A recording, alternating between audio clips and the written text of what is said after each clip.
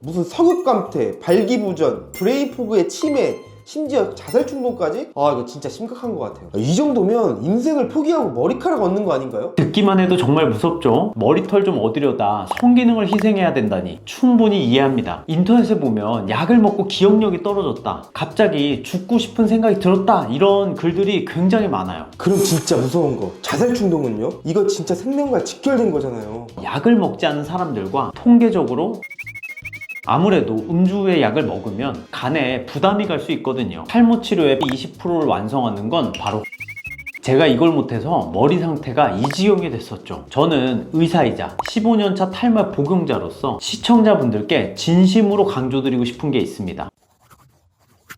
풍성. 네, 안녕하세요. 네, 안녕하세요 PD님. 근데 제가 원장님 만나고 나서 탈모 예방의 중요성을 알게 돼가지고 네. 요즘 탈모약을 이제 먹기 시작했거든요. 오. 근데 제가 최근에 온라인 탈모 커뮤니티를 보게 됐는데 탈모약 부작용이라면서 발기부전, 성욕 감퇴, 브레인 포그, 여유증, 자살 충동 이런 수많은 부작용 관련들이 쏟아져서 나오더라고요. 이런 걸 보다 보니까 이게 진짜 안전한가? 탈모약 계속 먹어도 되나? 언제까지 먹어야 되지? 중간에 쉬어야 되는 거 아닌가? 이런 고민이 많이 생겼어요. 솔직히 불안하다 보니까 탈모약을 괜히 먹었나 싶은 생각도 들어요. 어떡하죠, 원장님? 우리 PD님 마음고생 많이 했네요. 사실 이런 공포 때문에 치료 자체를 망설이거나 아예 포기하시는 분들이 생각보다 많아요. 그래서 오늘은 이 오해와 불안감을 해소하기 위해, 그리고 명확하게 해답을 드리기 위해서 온라인에서 떠도는 탈모약 부작용 괴담의 실체는 무엇인지, 이 약을 언제까지 복용해야 되는지에 대한 모든 궁금증을 이 영상을 통해 명쾌하게 해결해 드리겠습니다. 자, 가시죠. 좋습니다, 원장님. 첫 번째로 궁금한 게 우리나라에 탈모로 고민하는 분들이 실제로 진짜 그렇게 많아요? 정말 많습니다. 국민건강보험공단 통계 자료에 따르면 우리나라 인구가 약 4천만 명이잖아요. 그 중에 약 1천만 명 정도가 탈모로 고생을 하고 있다고 합니다. 계산해보면 거의 4명당 1명꼴로는 탈모를 겪고 있다라는 이야기죠. 예전에는 이 탈모가 중년 남성이나 40, 50대의 이제 전유물로 여겨졌었는데요. 하지만 요즘에는 20대, 30대는 물론이고 심지어 10대 후반에서까지 탈모 때문에 고민하시는 분들이 굉장히 많아졌습니다. 이런 변화는 식단이 서구화된 영향도 있고요. 유전 요인도 물론 있지만 사회가 워낙 발전함에 따라서 우리가 받는 스트레스의 종류도 굉장히 다양해지고 또 복잡해졌어요. 이 말 듣고도 나는 아니겠지? 하고 애써 외면하시는 분들이 계실 수도 있을 것 같아요. 그래서 탈모를 의심하고 병원을 찾아야 할 때 어떤 시점이나 징후, 특징 같은 게 있을까요? 가장 흔한 징후는 최근 들어 머리카락이 급격하게 빠지기 시작한다, 그런 느낌이죠. 그 기준이 하루 100가닥입니다. 그래서 100가닥 이상 빠지기 시작하면 내가 뭔가 문제가 있구나 하고 병원을 찾아서 제대로 된 진단을 받아야 될 시점인 거예요. 특히 여성분들은 머리를 빗을 때 이제 같이 딸려 나오는 그 머리카락 뭉탱이의 크기가 더 커졌을 때 의심해 보면 좋습니다. 남성분들 보면 정수리는 막 딱 달라붙어 있는데 옆머리 쪽은 막 이렇게 부해가지고 이게 딱 튀어나와 있고 이런 경우 있죠. 이게 시각적으로 탈모의 징후예요. 왜냐면 정수리가 자꾸 가늘어지는데 관자, 요 옆머리 쪽은 탈모가 잘 안 오거든요. 이런 양상이 탈모의 가장 전형적인 모습이다, 이렇게 생각하면 좋을 것 같습니다. 저 진짜 공감돼요. 제가 분명 어렸을 때는 됐던 스타일링인데 갈수록 위쪽 볼륨이 자꾸 떨어지더라고요. 이게 결국 머리가 가늘어지고 숱이 없어져 그런 거죠? 정확합니다. 사실 탈모의 가장 중요한 전조 증상은 머리카락이 가늘어진다는 뜻의 연모화 현상이에요. 남자들 같은 경우는 이 정수리도 정수리지만 M자가 깊게 밀려 올라가는 경향이 있어요. 그런데도 놀랍게도 본인이 M자가 얼마나 밀렸는지 잘 모르는 사람들이 굉장히 많아요. 그래서 제가 가장 직관적으로 확인해 볼 수 있는 방법을 하나 알려드릴게요. 앞머리를 이렇게 쭉쭉 내렸을 때 원래는 틈이 없는 게 정상인데 자꾸 이렇게 틈이 보이고 벌어진다, 그런 빼박 M자 탈모가 진행되고 있는 겁니다. 그리고 여성분들은 패턴이 좀 달라요. 가르마 라인이 자꾸 넓어져요. 나중에는 이걸 크리스마스 트리라고 부를 정도로 이 가르마 폭이 넓어져요. 여성들은 M자가 밀리지 않더라도 탈모 진단을 위해서 병원에 가보시는 게 좋습니다. 근데 여기까지 들었을 때 나도 혹시 탈모 아니야? 내 얘긴가? 하시는 분들이 많을 거예요. 결국 이런 분들이 탈모 예방을 위해서 약을 복용해야 될 텐데 탈모약이 도대체 어떤 원리로 탈모를 방지해 주는 건지 좀 알려주세요. 탈모약은 크게 두 가지 성분, 피나스테리드와 두타스테리드가 있어요. 가장 유명한 상품명으로는 프로페시아와 아보다트가 있죠. 이 약들이 하는 역할은 탈모를 야기하는 주된 물질 DHT를 줄이는 겁니다. DHT는 다이하이드로 테스토스테론의 약자고요. 남성 호르몬인 테스토스테론이 변환돼서 생기는 물질인데 얘가 바로 탈모의 주범이에요. 그럼 탈모약은 어떻게 작용하는 거냐? 남성 호르몬을 이 DHT로 전환시키는 특정한 효소가 있어요. 바로 5알파 환원 효소인데 프로페시아나 아보다트 같은 약들은 이런 효소를 직접 찾아가서 차단하는 역할을 합니다. 저는 남성 호르몬 때문에 탈모가 생기는 줄 알았는데 그게 아닌가 보네요. 맞아요. 남성 호르몬이 아무리 많아도 이 DHT로의 전환이 적으면 탈모는 진행되지 않아요. 그래서 탈모에 있어서 가장 중요한 거는 이 남성 호르몬 수치 그 자체보다는 5알파 환원 효소의 활성 정도예요. 그럼 탈모약만 먹으면 100% 탈모 진행을 막을 수 있는 거예요? 물론 탈모를 야기하는 다양한 원인들이 있기 때문에 당연히 100%까지는 아니지만 이 DHT만 잘 막아도 탈모의 대부분은 막을 수가 있습니다. 일단 이런 탈모를 예방할 수 있는 다른 거 아무것도 안 하고 그냥 난 탈모 약만 먹었다 하면 탈모 예방의 80%는 한 거예요. 그만큼 정말 효과가 대단하죠. 간혹 탈모약을 복용하면서 나 호르몬은 건드리기 싫은데 라면서 이제 걱정하시는 분들이 있는데 이 약은 남성 호르몬 자체를 줄이거나 차단하거나 그런 약이 아닙니다. 특정 효소만 정밀하게 차단해서 나쁜 DHT로의 전환만 막아주는 아주 정교한 약이라는 걸 이해하시면 불안감을 좀 더 덜 수 있을 거예요. 저는 이 약의 중요도를 설명할 때 이런 비유를 많이 씁니다. 우리가 밑 빠진 독에 물 붓기라고 하잖아요. 아무리 좋은 영양제를 먹고 미녹시딜을 바르고 주사를 맞아도 이 밑이 뚫려 있으면 그냥 물이 그냥 새는 거예요. 탈모약이 바로 이 밑을 탁 막아주는 역할을 합니다. 그만큼 탈모 치료에 있어서는 이 탈모약이 굉장히 중요하다는 걸 기억하시면 좋을 것 같아요. 간혹 병원에 오셔가지고 저는 탈모약 없이 주사 치료만 하고 싶어요. 혹은 저는 탈모약 없이 모발 이식만 받고 싶어요. 이렇게 오시는 분들이 종종 있으신데 현대 탈모 치료에 있어서 탈모약 없이 뭔가를 한다? 그건 불가능한 겁니다. 원재, 그러면 프로페시아가 좋아요? 아보다트가 좋아요? 도대체 어떤 약을 먹어야 될지 모르겠어요. 원재 좀 알려주세요. 이 두 약 모두 탈모의 주범인 이 DHT를 차단하는 이 동일한 역할을 하지만 DHT를 만드는 그 효소의 종류를 차단하는 방식에서 좀 차이가 있습니다. DHT를 만드는 5알파 환원 효소에는 1형과 2형 이렇게 두 가지 형태가 있는데 프로페시아는 이 중에 2형만 차단을 합니다. 그 결과 혈중 DHT를 약 70% 정도를 억제합니다. 반면에 아보다트는 이 효소의 1형, 2형을 모두 차단해요. 그래서 DHT 억제율이 90% 이상으로 프로페시아보다 훨씬 강력합니다. 억제력 차이가 꽤 크네요. 그럼 무조건 90% 막아주는 아보다트가 더 좋은 거 아니에요? 하지만 저는 환자분들께 무조건 치료는 프로페시아로 시작하라고 권하고 있어요. 그 이유는 부작용 위험과 치료의 단계 때문입니다. DHT를 강력하게 막을수록 전립선 볼륨이 줄어들고 관련 부작용 발생률도 통계적으로 더 높아지는 경향이 있어요. 자, 한번 전쟁으로 예를 들어 볼게요. 적이 나타났어요. 가장 먼저 어떻게 해야 될까요? 당연히 보병들이 투입해서 총 들고 싸우죠. 그렇죠. 처음부터 핵폭탄을 막 무작정 터뜨리진 않아요. 프로페시아는 가장 안전하고 검증된 보병이에요. 이 보병들만으로도 DHT군의 70%는 충분히 막아낼 수 있어요. 그래서 우리는 가장 먼저 프로페시아로 1차 저지선을 구축하는 거예요. 그런데 1년 이상 이제 보병을 투입했는데 적의 공격이 너무 거세가지고 자꾸 이제 밀리는 상황이 와요. 그럼 어떻게 해야 될까요? 그때는 이제 보병만으로는 안 되니까 이제는 이제 핵폭탄을 준비하는 거예요. 더 강력한 억제력을 가진 이제 아보다트를 투입해야 하는 시점인 거죠. 핵폭탄은 보병보단 파괴력은 강하지만 동시에 우리 편 진영에도 더 큰 피해를 줄 가능성에 대한 거를 염두에 두셔야 돼요. 그래서 가장 적은 위험과 가장 높은 효율인 보병부터 시작해서 상황을 봐가며 무기 레벨을 올리는 것이 가장 현명한 탈모 치료의 단계별 전략입니다. 맞다. 원장님 특전사 나오셨잖아요. 그쵸. 군대로 설명드리니 이해가 정말 잘 돼요. 그럼 처음부터 욕심내지 말고 일단 프로페시아로 방어선을 구축해야겠네요. 근데 어떤 경우에 약을 바꾸나요?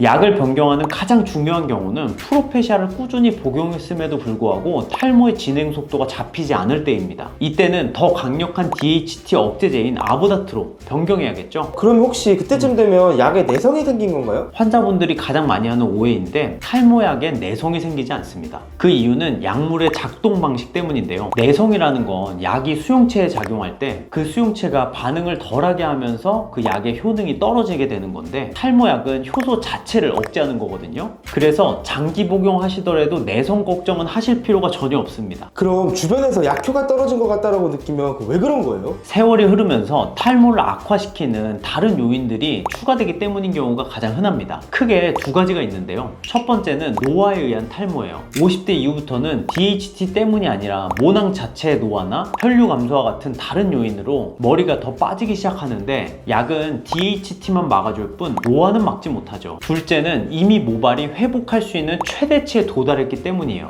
약을 먹고 처음 5년간은 모발이 굵어지면서 좋아지는 게 체감이 되지만 그 이후에는 그 상태를 유지하는 단계가 됩니다. 환자분들은 여기서 더 좋아지지 않으니 약효가 정체됐다라고 느끼는 거예요. 아, 이제 이해했어요. 다행히 탈모약 먹으면서 내성 걱정은 안 해도 되겠네요. 그리고 여성분들에게는 먹는 탈모약이 없다라고 알고 있는데, 남자 여자 탈모 치료법에 이게 차이가 큰가요? 남성형 탈모는 원인이 DHT라는 호르몬으로 명확해서 약으로 이 원인을 차단하면 되지만, 여성형 탈모는 솔직히 말해서 아직도 이 기전에 대한 연구가 진행 중이에요. 그러다 보니 여성 탈모에서는 이것 하다면 됩니다 라는 만능 치료법 같은 건 없어요. 그래서 여러 가지를 복합적으로 다 관리를 해야 됩니다. 현재 여성들에게 가장 강력한 탈모 치료 수단은 바르는 미녹시딜이에요. 그리고 모발이 가늘어지는 유형의 여성 탈모에서는 보톡스 주사 치료가 두피 혈류 개선과 염증 완화에 기여해서 모발의 굵기 개선에 굉장히 효과가 좋습니다. 여기에 더해서 원인이 불분명한 만큼 생활 습관 개선이 아주 중요해요.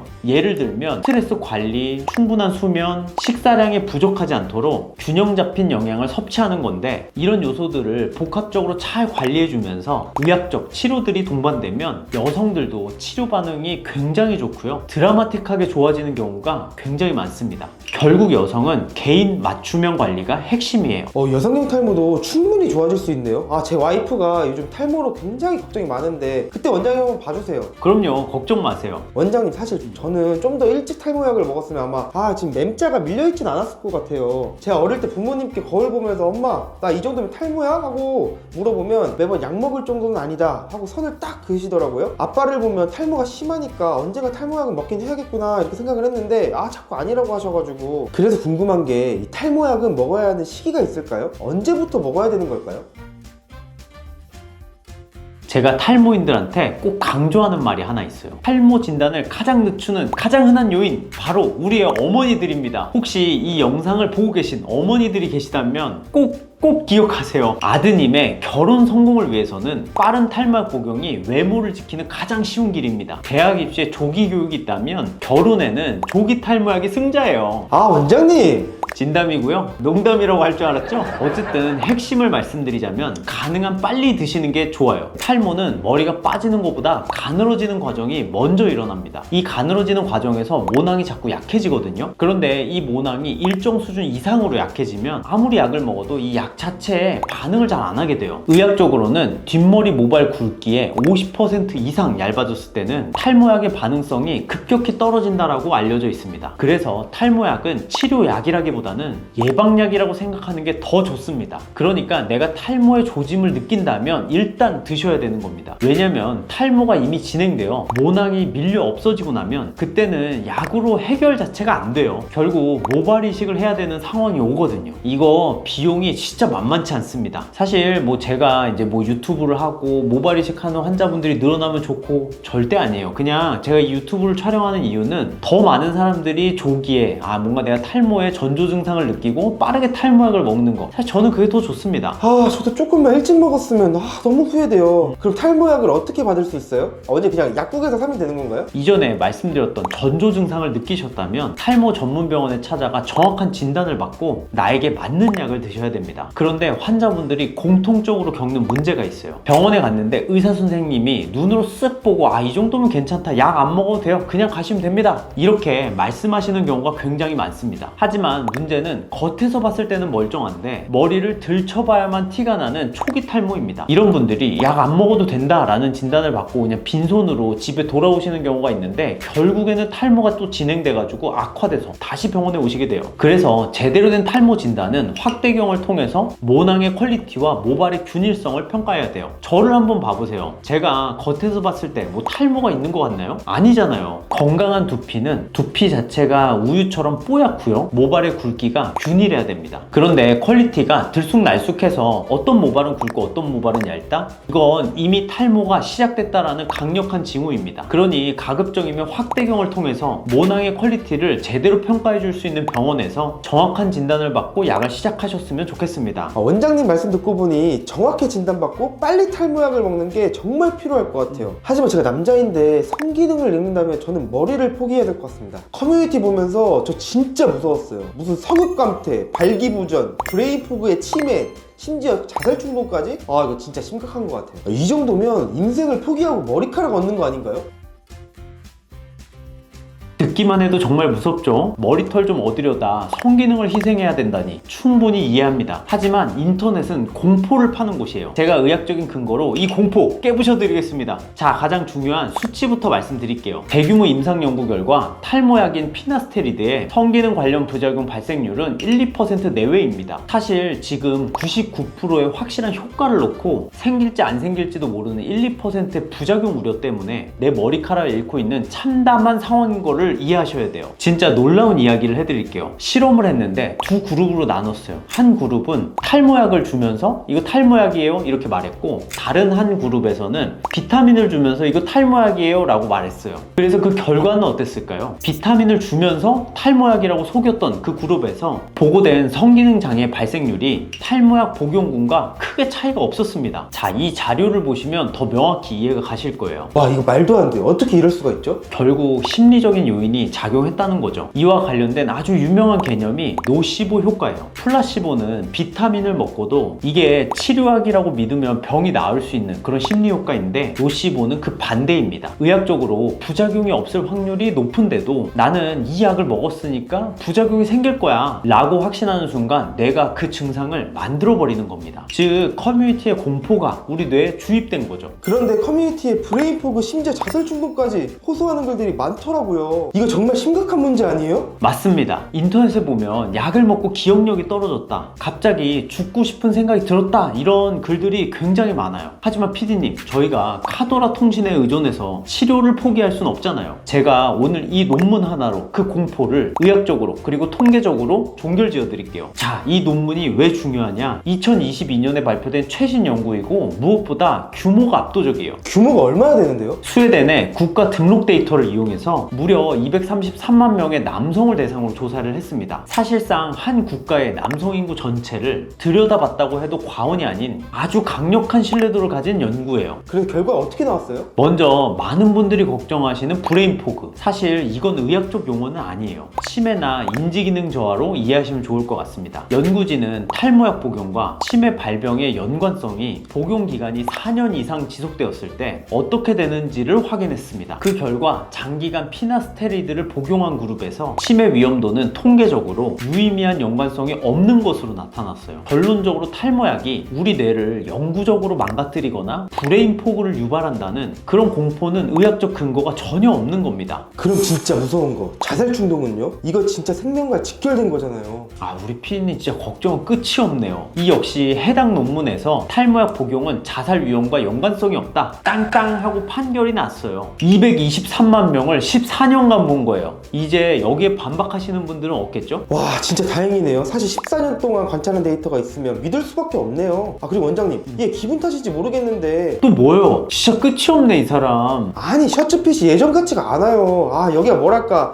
봉긋 솟아오르는 느낌이랄까요? 스칠 때마다 이게 왠지 모르게 좀 예민한 것 같기도 하고. 아, 뭔지 알 것 같아요. 여성형 유방, 이걸 여유증이라고 하는데요. 실제로 약이 시판되기 위한 대규모 임상 연구에서도 여유증은 가짜 약을 먹은 사람들과의 발생률 차이가 거의 없어요. 통계적으로만 봐도 피나스테리드 1mg을 복용한 사람들의 그 여유증 발생률은 100명 중 1명도 안 되는 0.5% 미만입니다. 이 때문에 초기에는 여유증이 주요 부작용 목록에 포함되지도 않았어요. 근데 피디님, 약을 고작 일주일 먹어놓고 뭐 여유증이 생겼다 어쩐다 이런 얘기 하실 거예요? 제가 직원들한테 들어보니까 피디님 요즘 금연한다고 해가지고 당국 엄청 드셔가지고 탕비실에 과자가 남아나지 않는다 그러던데요? 그냥 살찐 거잖아요. 아, 이게 다 원장님이 금연시켜서 그런 거 아니에요.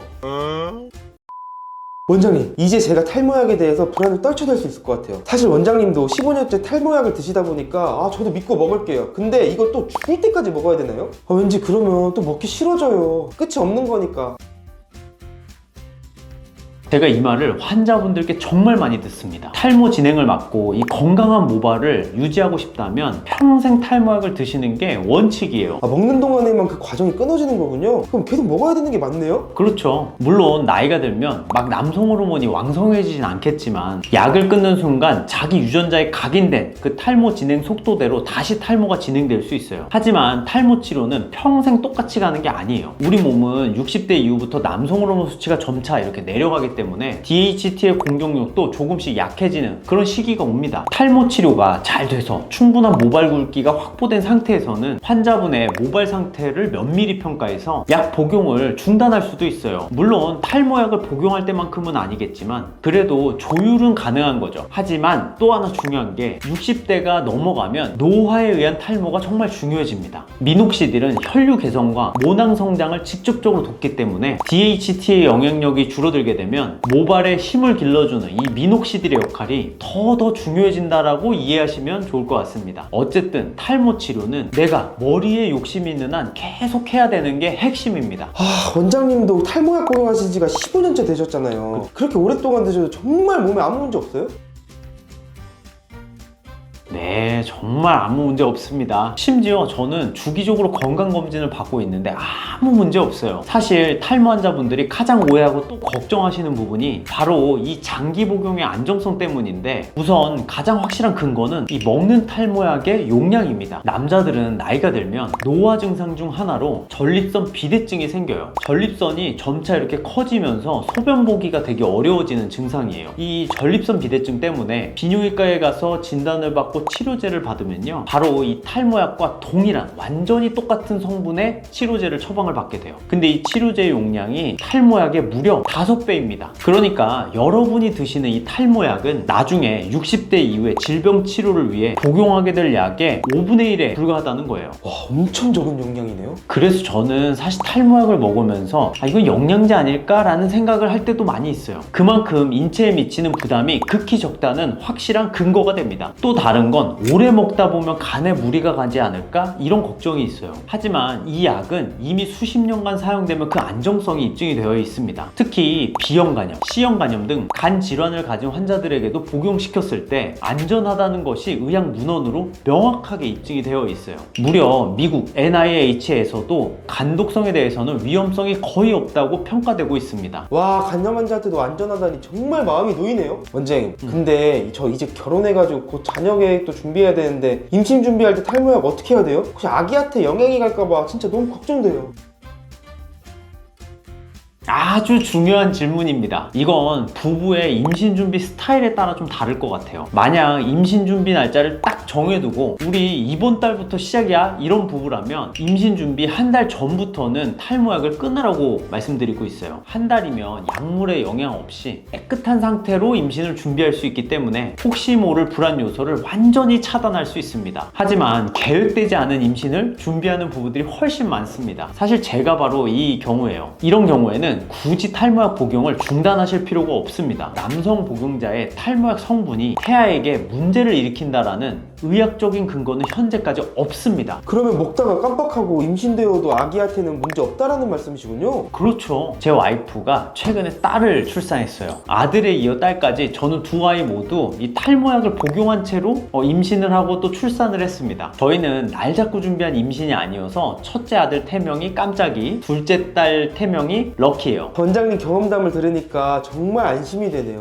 근데 왠지 원장님 딸바보 되실 것 같아요. 나 지금도 이 촬영 빨리 끝나면 딸 보러 가야 돼요. 그리고 탈모약을 처방받는 환자분들이 일상생활에서 직면하게 되는 문제가 어떤 게 있을까요? 뭐 약을 먹는 시간이나 생활 속 꿀팁 같은 거, 그런 거 좀 알려주세요. 환자분들이 가장 많이 물어보시는 게 바로 복용 시간이에요. 한번 예를 들어보면 환자분들이 제가 저녁 8시에 먹고 있는데 이거 1분 단위로 시간 다 맞춰야 되나요? 하고 물어보시는데 굳이 그럴 필요 없습니다. 이 약은 24시간 간격으로 드시는 걸 권장드리지만 대략적인 시간대만 지켜주시면 돼요. 다만 주의할 점은 일관성입니다. 아침에 드시던 분이 오늘은 아침, 내일은 또 저녁, 모레는 또 점심처럼 시간 간격을 제멋대로 바꾸시면 안 돼요. 아침에 드시던 분은 그냥 아침 시간 대에 드시면 되고요. 저녁에 드시는 분은 또 저녁 시간 대에만 드시면 충분하지 막 정확하게 매 시간, 매 초, 매분 뭐 이렇게 다 지킬 필요는 전혀 없습니다. 그리고 또 술자리가 많은 분들이 있는데요. 이분들은 무조건 아침 기상 후 그냥 직후에 바로 드시는 걸로 정하면 좋습니다. 아무래도 음주 후에 약을 먹으면 간에 부담이 갈 수 있거든요. 그래서 이런 분들 같은 경우는 차라리 아침에 기상 직후 드시는 것을 추천드립니다. 여기서 오해하시면 안 돼요. 탈모약이 간에 부담이 된다는 게 아니라 술을 먹은 직후에 탈모약을 복용하는 건 간에 부담이 갈 수 있다라는 겁니다. 그리고 약에 대한 부작용이 있으신 분들 있잖아요. 소화불량이라던가 멍한 증상 이런 등등 낮 동안 생활하시면서 이런 불편한 점들이 있으시다면 약을 절대 즉시 끊지 마시고 복용 시간을 자기 직전으로 한번 바꿔보세요. 그럼 부작용들이 굉장히 줄어드는 경우가 많습니다. 저 역시 그랬거든요. 오, 진짜 제가 궁금한 사항들이었는데 원장님 딱딱 짚어주니까 너무 좋아요. 그럼 약만 먹으면 저희 탈모 치료 끝인 거죠? 아니죠. 탈모 치료의 80%는 약으로 해결이 가능하지만 나머지 20%를 완성하는 건 바로 홈케어와 습관입니다. 제가 이걸 못해서 머리 상태가 이 지경이 됐었죠. 탈모인은 다 지성두피인데 지성두피는 이 피지 분비가 굉장히 왕성하잖아요. 그래서 지루성 두피형 관리는 꼭 해주셔야 됩니다. 이때 중요한 게 샴푸예요. 이 세상에 탈모 샴푸는 없지만 지루성 두피염을 개선시키는 샴푸는 있습니다. 바로 설페이트 계면활성제 성분 없이 징크피리치용 클린바졸 피룩토너 아민 같은 성분들이 들어가 있는 약용 샴푸를 써서 두피의 염증을 꾸준히 잡아주셔야 돼요. 그거 바로 구모나 샴푸?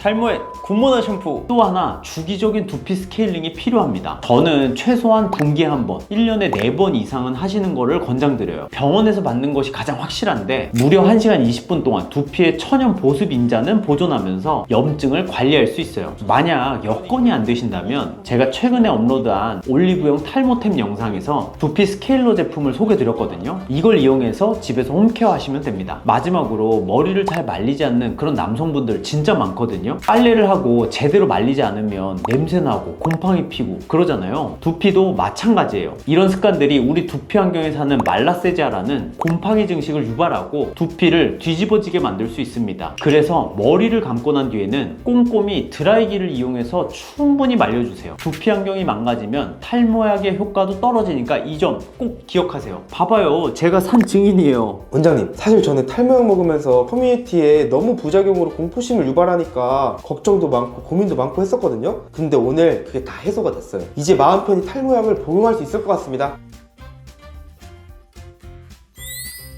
PD님 뿐만 아니라 이 영상을 시청하고 있는 우리 구독자분과 시청자분들이 다 같은 고민을 하실 거예요. 탈모약이 마치 엄청난 독극물인 것처럼 소문이 굉장히 안 좋게 퍼져 있지만 오늘 우리가 함께 확인했듯이 수많은 연구 결과는 그 공포심의 근거가 약하다는 것을 입증하고 있습니다. 우리가 리뷰한 내용들을 보세요. 성기능장애 여성형 유방은 그 발생률이 극히 낮으며 오히려 약에 대한 불안감으로 인한 심리적인 요인이 더 큽니다. 인지기능 저하, 치매, 그리고 자살 충동은 대규모 임상 연구 결과에서 약을 먹지 않은 사람들과 통계적으로 차이가 없었습니다. 또 탈모약엔 내성이 없고 간에 무리를 주지 않는 안전한 약입니다. 저는 의사이자 15년차 탈모약 복용자로서 시청자분들께 진심으로 강조드리고 싶은 게 있습니다. 탈모는 시간 싸움이에요. 모낭이 살아있을 때, 즉 하루라도 빨리 탈모약을 시작해야 가늘어진 모발을 지킬 수 있습니다. 부작용 걱정 때문에 약 복용을 주저하며 시간을 보낼수록 모낭들이 하나씩 죽어나가 결국엔 비싼 돈을 들여 모발 이식이라는 대수술을 받아야 하는 상황이 올 수 있습니다. 그게 비용이든 시간이든 몸이든 훨씬 더 큰 손해가 될 거예요. 생길지 안 생길지 모르는 1%의 막연한 부작용이 무서워서 99%의 확실한 효과를 포기하시겠습니까? 제가 지나고 보니 남자는 머리빨이더라고요. 오늘 영상이 도움이 되셨다면 구독, 좋아요, 알림 설정까지 꼭 좀 부탁드리고요. 주변에 성기능 장애 때문에 탈모약 복용을 주저하는 주변 지인이 계시다면 이 영상을 공유해 주시면 좋겠습니다. 그럼 저는 다음에 더 풍성한 이야기로 찾아뵙도록 하겠습니다. 감사합니다. 풍성풍성.